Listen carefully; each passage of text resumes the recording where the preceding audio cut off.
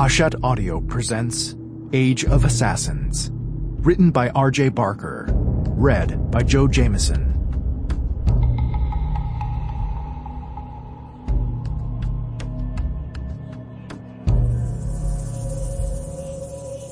Prologue.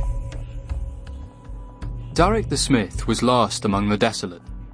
The landsman made him kneel with a kick to the back of his knees, forcing his head down so he knelt and stared at the line between the good green grass and the putrid yellow desert of the Sourlands. Nothing grew in the Sourlands. A sorcerer had taken the life of the land for his own magics many years ago, before Darrick's parents were born, and only death was found there now. A foul-smelling wind blew his long brown hair into his face, and 10 paces away, the first of the desolate was weeping as she waited for the blade. Kina, the herds girl, no more than a child, and the only other from his village. The voice of the landsman, huge and strong in his grass-green armour, was surprisingly gentle as he spoke to her, a whisper no louder than the knife leaving its scabbard. "Shh, child. Soonest done, soonest over," he said.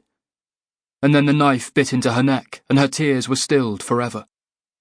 Darrick glanced between the bars of his hair and saw Kina's body jerking, as blood fountained from her neck and made dark, twisting red patterns on the stinking yellow ground, silhouettes of death and life. He had hoped to marry Kina when she came of age. Darrick was cold, but it was not the wind that made him shiver. He had been cold ever since the sorcerer hunters had come for him. It was the first time in 15 years of life that the sweat on his skin wasn't because of the fierce heat of the forge. The moisture that had clung to him since was a different sweat, a new sweat, a cold, frightened animal sweat that hadn't stopped since they locked the shackles on his wrists. It seemed so long ago now. The weeks of marching across the tired lands had been like a dream, but looking back, the most dreamlike moment of all was that moment when they had called his name. He hadn't been surprised. It was as if he'd sold himself to a hedge spirit long ago and had been waiting for someone to come and collect on the debt his whole life. "Shh, child. Soonest done, soonest over." The knife does its necessary work on another of the desolate, and a second set of bloody sigils spatters out on the filthy yellow ground. Is there meaning there?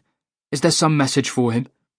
In this place between life and death, close to embracing the watery darkness that swallowed the dead gods, are they talking to him?